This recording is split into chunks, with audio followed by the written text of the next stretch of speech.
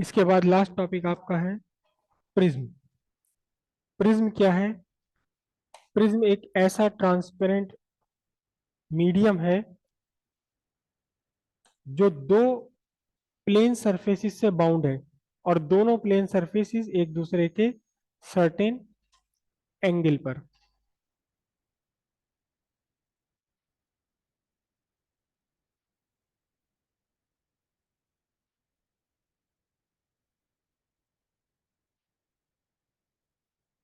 ये आपका प्रिज्म। तो प्रिज्म क्या है? प्रिज्म है a transparent medium. Transparent medium चलो बाद में लिखेंगे इसको। दो रिफ्रैक्टिंग सरफेसिस हैं इसकी, A B and B C, A B and A C are refracting surfaces. और इन रिफ्रैक्टिंग सरफेसिस के बीच में जो भी एंगल बना हुआ है, एंगल है, it is called angle of prism. इसे एंगल ऑफ प्रिज्म कहा जाता है, जो दो सरफेसिस के बीच में, रिफ्लेक्टिंग सरफेसिस के बीच में बना है। लाइट रेस का रिफ्रैक्शन कैसे होता है? लाइट रे इंसिडेंट हुई एक सरफेस पर, हम मानकर चल रहे हैं कि प्रिज्म बना हुआ है किसका? ग्लास का। और बाहर क्या है? बाहर है एयर। हालांकि प्रिज्म ग्लास का जरूरी नहीं है, ये प्लास्टिक का भी हो सकता है, ये आइस का, बर्फ का भी हो सकता है, ये पानी का भी हो सकता है, किसी मटेरियल का हो सकता है, ट्रांसपेरेंट मटेरियल का। ये एंगल ऑफ इंसिडेंस है, क्योंकि रेयर से डेंसर में लाइट रे है तो डेंसर का एंगल स्मॉलर, डेंसर का एंगल स्मॉलर। ये स्मॉलर एंगल बनाते हुए ग्लास के अंदर रिफ्रैक्ट हो गई। मैंने जानबूझकर इस लाइट रे को टेढ़ा बनाया है, ऐसा नहीं कि हमेशा ये बीसी के पैरेलल जाएगी। कुछ सर्टेन कंडीशन ही होती है जब ये बीसी के पैरेलल चलती है, बीसी के पैरेलल होना इसका जरूरी नहीं है। उसके बाद सामने वाले फिर से इसका इंटरफेस पर पहुंची जो ग्लास और एयर को सेपरेट कर रहा है। यहाँ फिर से आपने एक नॉर्मल ड्रॉ किया। नॉर्मल का मतलब एक ऐसी लाइन जो 90 डिग्री बनाती है सरफेस के साथ में, सरफेस के साथ में 90 डिग्री बनाई है जिस सरफेस पर ये आपने नॉर्मल ड्रॉ किया है। अब ये एंगल ऑफ इंसिडेंस है यहाँ, जो कि डेंसर मीडियम में है, तो रेयर मीडियम में लार्जर एंगल बनाते हुए लाइट रे बाहर निकल गई। ये एयर में बना एंगल, ये फिर से एंगल ऑफ रिफ्रैक्शन है, लेकिन इसे हम एक स्पेशल नाम देते हैं एंगल ऑफ इमरजेंस ई, क्योंकि एयर से वापस एयर में आ गई, जिस मीडियम से चली थी उसी मीडियम में बाहर निकल गई, इमरजेंस हो गया, एंगल ऑफ इमरजेंस ई। ये आपका एंगल ऑफ इंसिडेंस। दो एंगल बने इसके ग्लास के अंदर, एक एंगल ये बना और दूसरा एंगल ये बना। इस एंगल को हम लिखते हैं अक्सर R1 और इसे लिखते हैं R2। R2 क्यों लिखते हैं? क्योंकि प्रिंसिपल ऑफ रिवर्सिबिलिटी से अगर आप इस लाइट रे को, कौन सी लाइट रे नाम लिख दूं इसका, P, ये पॉइंट आपका Q, ये पॉइंट आपका R, ये पॉइंट अपना S। अगर आप जो इस समय इमर्जेंट रे है, कौन सी इमर्जेंट रे है? RS। RS को अगर आप इंसिडेंट रे बना लें तो लाइट पूरा का पूरा अपना वापस रास्ता रिट्रेस कर जाएगी।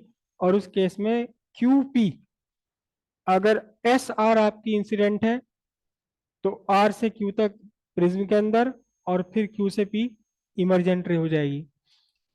उस केस में आपका एंगल ऑफ इंसिडेंस होगा E, और एंगल ऑफ रिफ्रैक्शन होगा, पहला वाला एंगल ऑफ रिफ्रैक्शन होगा R2। इसलिए इन दोनों ही एंगल को R2 लिखा जाता है। ठीक है। अब इसमें एक एंगल और आता है जिसे समझना बहुत जरूरी है। आपने इंसिडेंट रे को फॉरवर्ड प्रोड्यूस कर दिया, आगे बढ़ा दिया इंसिडेंट रे को। अगर प्रिज्म रास्ते में नहीं अड़ता तो आपकी ये जो इंसिडेंट रे है PQ ये सीधे इस तरह चली जाती। अगर ये प्रिज्म रास्ते में नहीं अड़ता तो अपने रास्ते पे जा रही थी ये। आपने इमर्जेंट रे को आपने बैकवर्ड्स प्रोड्यूस कर दिया। इमर्जेंट रे को आपने बैकवर्ड्स पीछे मिला दिया। अब एक एंगल बना इमर्जेंट रे प्रोड्यूस्ड फॉरवर्ड, वो sorry incident ray produced forward, emergent ray produced backwards. इन दोनों के बीच एक एंगल बना जिस एंगल को हम लिखते हैं डेल्टा, और इसे कहा जाता है angle of deviation. Angle of deviation क्यों कहा जाता है? कुल मिलाकर प्रिज्म ने क्या काम किया? कुल मिलाकर प्रिज्म ने इस लाइट रे PQ को आते हुए कहा डेविएट कर दिया, कितने पे घुमा दिया? डेल्टा एंगल पर घुमाकर RS डायरेक्शन में कर दिया। जो लाइट रे PQ डायरेक्शन में चल रही थी, प्रिज्म बीच में अड़ा और प्रिज्म ने इस लाइट रे को अल्टीमेटली क्या कर दिया? RS डायरेक्शन में मोड़ दिया, डेविएट कर दिया।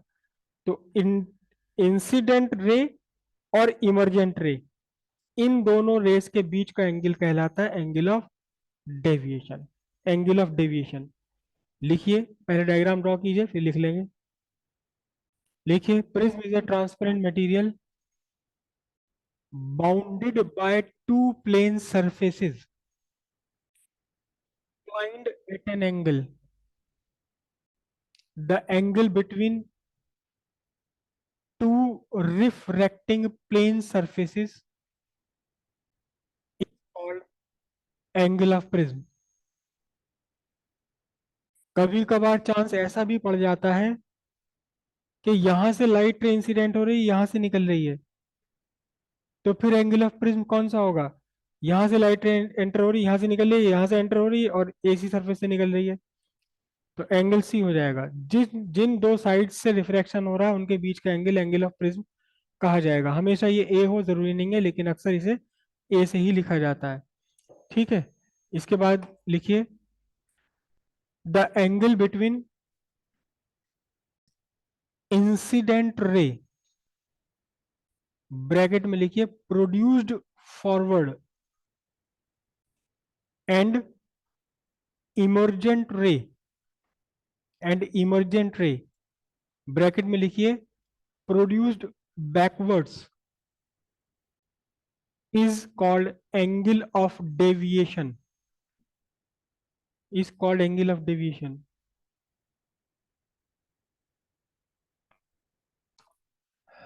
अब इस डेविएशन और एंगल ऑफ इंसिडेंस के बीच में एक रिलेशन है,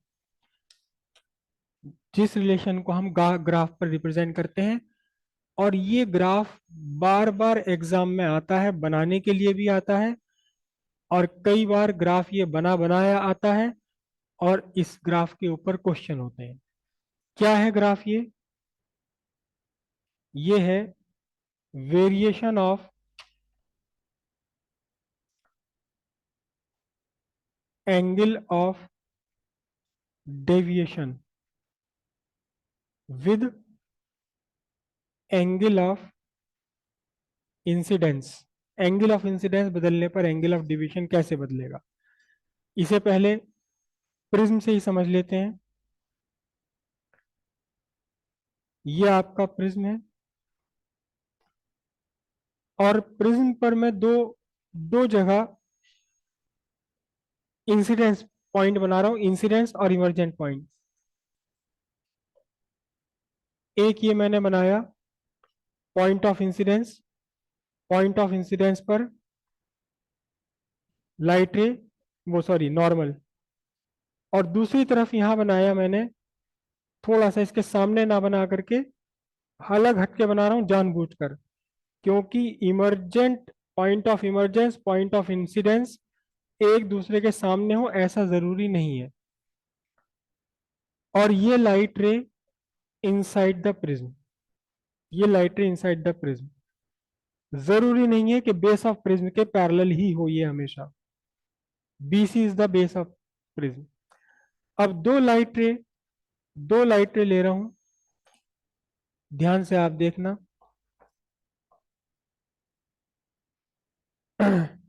एक ये रिप्रेजेंट कर रहा है मेरा इंसिडेंट रे।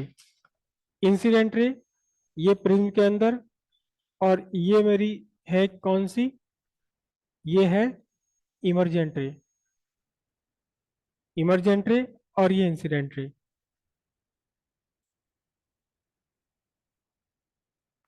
ये इमरजेंट रे कौन सी, ब्लू वाली, और ये कौन सी, इंसिडेंट रे। इंसिडेंट रे को आपने आगे बढ़ाया ऐसे, इमरजेंट रे को आपने पीछे बढ़ाया। इन दोनों के बीच एंगल जो बना है ये एंगल ऑफ डेविएशन है। इन दोनों पेन, मेरी पेन की जो दोनों रिफिल्स हैं, ये इन रिफिल के बीच में ये बना हुआ एंगल एंगल ऑफ डेविएशन है। ये थोड़ा मैं इसको ऐसे रख दूं, दिक्कत तो रहा है अब भी ये एंगल ऑफ डेविएशन है। और एंगल ऑफ इंसिडेंस कौन सा है, एंगल ऑफ इंसिडेंस ये रहा आपका, ये ब्लू वाला पेन और नॉर्मल, इनके बीच में बना हुआ एंगल। नॉर्मल को थोड़ा सा डार्क कर दूं, और नॉर्मल को हमेशा डॉटेड ही बनाया करते हैं ये। अब ये वाला एंगल, इनके बीच का एंगल कौन सा है, ये एंगल ऑफ इंसिडेंस है।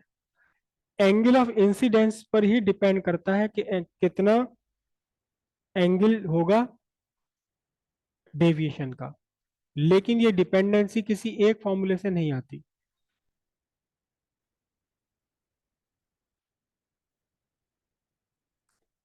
जब आपका एंगल ऑफ इंसिडेंस बहुत छोटा है, देखिए ध्यान से, छोटा सा एंगल ऑफ इंसिडेंस लिया है, तो एंगल ऑफ डेविएशन बहुत बड़ा होता है।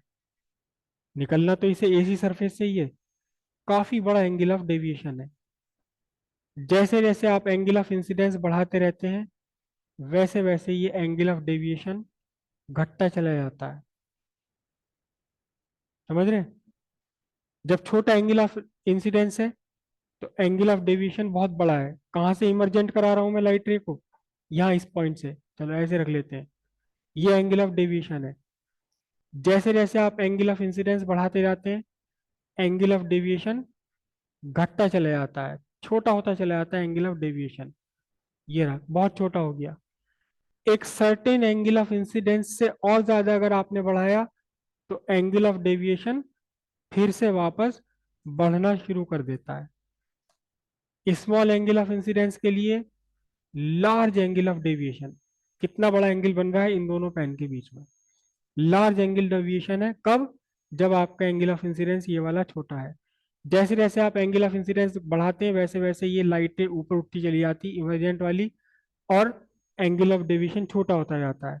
एक सर्टेन एंगल पर पहुंचकर एंगल ऑफ डेविएशन मिनिमम, और फिर से अगर आप बढ़ाते हैं एंगल ऑफ इंसिडेंस, तो एंगल ऑफ डेविएशन फिर से बढ़ना शुरू हो जाता है। इन सबको ग्राफ पर रिप्रेजेंट किया जाता है। ये आपकी इंसिडेंट रे, इसे आपने फॉरवर्ड प्रोड्यूस किया, और ये आपकी इमरजेंट रे, इमरजेंट रे को आपने बैकवर्ड्स प्रोड्यूस किया। इन दोनों के बीच का बना हुआ एंगल ये एंगल ऑफ डेविएशन है। ठीक है, इंसिडेंट रे और नॉर्मल के बीच बना हुआ एंगल एंगल ऑफ इंसिडेंस है। एंगल ऑफ इंसिडेंस और एंगल ऑफ डेविएशन के बीच में एक ग्राफ आप ड्रॉ कर रहे हैं, angle of incidence and angle of deviation के बीच में। एंगल ऑफ इंसिडेंस को आपने लिया एक्स एक्सिस पर,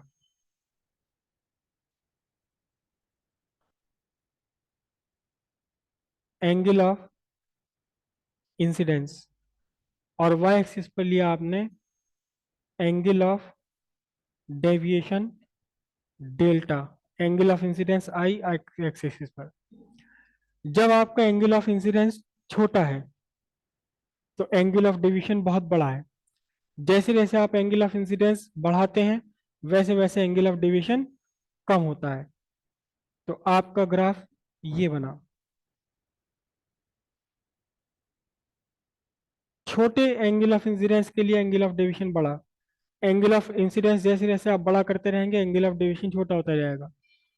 एक सर्टेन एंगल ऑफ इंसिडेंस के लिए एंगल ऑफ डेविएशन मिनिमम, और उसके बाद फिर से ये एंगल ऑफ डेविएशन बढ़ना शुरू कर देता है। ये आपका ग्राफ बना। एक पर्टिकुलर एंगल, एक पर्टिकुलर एंगल ऑफ इंसिडेंस के लिए एंगल ऑफ डेविएशन मिनिमम होता है, और इसे कुछ और नहीं कहते, delta M minimum angle of deviation बोला जाता है।